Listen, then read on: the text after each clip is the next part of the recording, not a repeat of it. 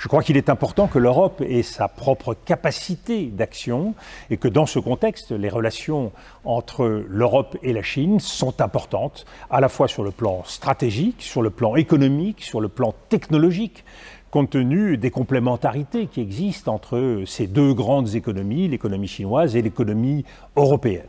Il y a une clé qui me paraît importante à mettre en avant dans cette période. Elle n'est pas nouvelle, mais nous avons toujours eu du mal à la mettre en œuvre. C'est l'idée et le principe de réciprocité. Il est important que les règles qui soient appliquées par les uns et par les autres soient les mêmes, qu'il s'agisse de règles en matière de respect de l'environnement, qu'il s'agisse de règles en matière de subventions provenant de l'État par exemple, de façon à ce que la concurrence puisse s'exercer de façon égale. Je crois que c'est un élément clé de la confiance.